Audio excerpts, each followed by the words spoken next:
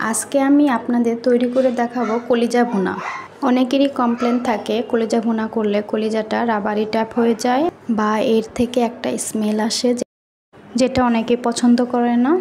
সব কিছুর সমাধান নিয়ে আজকের রেসিপি, চলুন তাহলে শুরু করি। কলিজাগুলো সিদ্ধ করে ধুয়ে নিয়েছি। কড়াইয়ে তেল দিয়ে 1 কাপ পেঁয়াজ দিয়ে স্বাদ মতো লবণ দিয়ে ভালো করে ভেজে নিব। 2 চামচ রসুন বাটা, 2 চামচ আদা বাটা দিয়ে ভালো করে ভেজে নেব। এরপর 2 চামচ মরিচ বাটা, 2 চামচ হলুদের গুঁড়া, 2 চামচ জিরা ও ধনিয়া গুঁড়া দিয়ে সামান্য একটু পানি দিয়ে ভালো করে কষিয়ে নিব। তেল উপরে ভেসে উঠলে ধুয়ে রাখা কলিজাগুলো দিয়ে দিব। কলিজা থেকে যে পানি বের হয়েছে সেই পানি দিয়ে ভালো করে কলিজাকে কষিয়ে নেব।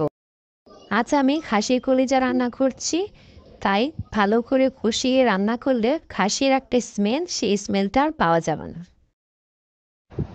দেখুন কি সুন্দর কষানো হয়ে গেছে। এখন আমি 1 কাপ গরম পানি দিয়ে দিয়েছি। এখন উপর থেকে কিছু রসুন আর কয়েকটা কাঁচামরিচ উপর থেকে দিয়ে দিয়েছি। এইভাবে ভুনা ভুনা হয়ে গেলে রেডি খাসির কলিজা ভুনা।